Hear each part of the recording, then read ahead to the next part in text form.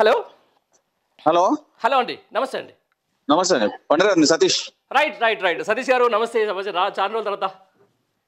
Fine. Okay, చూస్తా ఉన్నాం ఈరోజు మన పాయింట్ అవుట్ విత్ పండగకి సంబంధించి గురుకుల పాఠశాలలపై కుట్ర అనే దాని మీద ఒక చర్చ నడుస్తూ ఉంది. అంటే ఏమంటున్నారు ఈరోజు పిల్లల ప్రాణాలు కోల్పోతూ ఉంటే, పిల్లలు విషాహారం తిని చనిపోతూ ఉంటే దాని మీద కుట్ర చేస్తూ ఉన్నారు. ఈ తొందరలోనే బయట పెడతామని చెప్పేసి కూడా మంత్రులు అంటూ ఉన్నారు.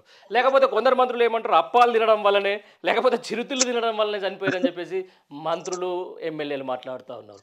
అసలు ఏం జరుగుతుందన్న గురుకుల పాఠశాలకు సంబంధించి?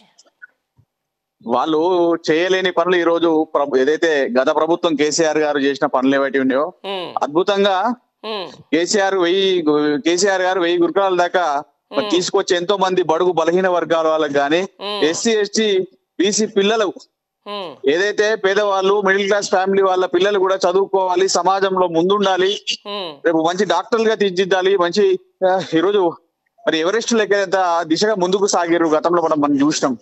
కానీ ఈ రోజు పిల్లలు పాపం చిన్న పిల్లల మీద ఈ చిల్లర రాజకీయాలు చేస్తున్న ఈ కాంగ్రెస్ ప్రభుత్వం, కాంగ్రెస్ నాయకులు వాళ్ళు కపట ప్రేమ చూపిస్తున్నారు తప్ప వేరే చేసేది ఏం లేదు. కనీసం అధికారులు గాని, ఇప్పుడున్న మంత్రులు గాని, ఎమ్మెల్యేలు గాని, ఆఖరికి మహిళా మంత్రులు కూడా ఏం మాట్లాడుతున్నారు, అప్పాలు తిని ఫుడ్ పాయిజన్ అయింది అంటా ఉన్నారు, లేకపోతే ఏదో కుర్కురేలు తిని ఫుడ్ పాయిజన్ అంటా అన్నారు.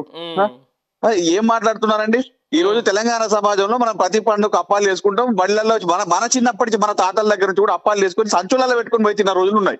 అవును, వాస్తవం. అప్పాలు తింటే ఫుడ్ పాయిజన్ అయింది అనేది ఇది హాస్యాస్పదం. మరి ఏం సోయిని మాడుతారో సోయిలేక మాడుతారో అర్థం కాని పరిస్థితి.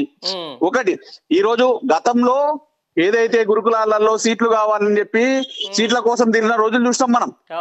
కానీ ఈ రోజు ఏదైతే హాస్పిటల్లో బెడ్లు కావాలని చెప్పి తిరుగుతున్న పరిస్థితులు మనం చూస్తా ఉన్నాం. బెడ్లు సరిపోలేని పరిస్థితి, పిల్లల్ని చేతిలో వాళ్ళు విలవిల్లాడుతూ గజగజ వణుకుతూ వాళ్ళని చూస్తుంటే ఎంత బాధ అనిపిస్తుంది. విలవిల్లాడుతుంటే వాళ్ళని భుజాన్ని ఎత్తుకొని తల్లిదండ్రులు గాని, అక్కడ ఉన్న వర్కర్స్ గాని భుజాన్ని ఎత్తుకుని హాస్పిటల్ తీసుకెళ్తా ఉంటే యావత్ తెలంగాణ సమాజం కూడా శోకసంద్రంలో మునిగిపోతా ఉంది. ఈ సమాజాన్ని ఎక్కడికి తీసుకెళ్తా ఉన్నారు ఈ కాంగ్రెస్ ప్రభుత్వం? ఈ రోజు ఏమనుకుంటా ఉన్నారంటే తల్లిదండ్రులు, అరే నాయన రేపు చదువు వస్తే రాని, లేకపోతే గంగల పోని గాని మా పిల్లలు బతుకుంటే చాలరా నాయన అనే పరిస్థితికి తీసుకొచ్చిర్రు. అంటే ఈ రోజు ఎక్కడికి తీసుకెళ్తుంది? మనకు విద్యాశాఖ మంత్రి లేడు, సంక్షేమ శాఖ చూసుకునేది ఎవరో తెలియదు. పోనీ వీళ్ళు ఏదైతే ఫుడ్ పాయిజన్ అయిందని హాస్పిటల్ తీసుకెళ్తే నాణ్యమైన ఫుడ్ లేదు, నాణ్యమైన అక్కడ వైద్యం అందక పిల్లలు చనిపోతా ఉన్నారు. ఈ రోజు ఆడపిల్ల శైలజ 25 రోజులు హాస్పిటల్లో విలవిలలాడుతూ బెడ్ మీద ప్రాణాలతో కొట్లాడి ఈ రోజు చనిపోయింది అంటే ఎంత బాధాకరమైన పరిస్థితితో యావత్ తెలంగాణ సమాజం అంతా చూస్తా ఉంది. అంటే ఎక్కడ చూసినా అవినీతి పాలన, నిర్బంధ పాలన. ఈ రోజు ఏందయ్యా ఈ పరిస్థితి, ఎందుకు వచ్చింది పిల్లలకి ఈ పరిస్థితి అని చెప్పి మన ఎవరైతే బీఆర్ఎస్ మాజీ ఎమ్మెల్యేలు మాజీ మంత్రులు, బీఆర్ఎస్వి నాయకులు రోడ్లకి మరి వాళ్ళని ప్రశ్నిద్దామని ముందుకెళ్తే ప్రశ్నించే గొంతులను ఆపే విధంగా నిర్బంధిస్తా ఉన్నారు, అరెస్టులు చేస్తా ఉన్నారు. ఇదెక్కడి ఈ రాజ్యాంగంలో ఉన్నాం, ఇదెక్కడి రాజ్యంలో ఉన్నాం కావని అర్థం కాని పరిస్థితుల్లో మనం ఈ రోజు ఉన్నామండి.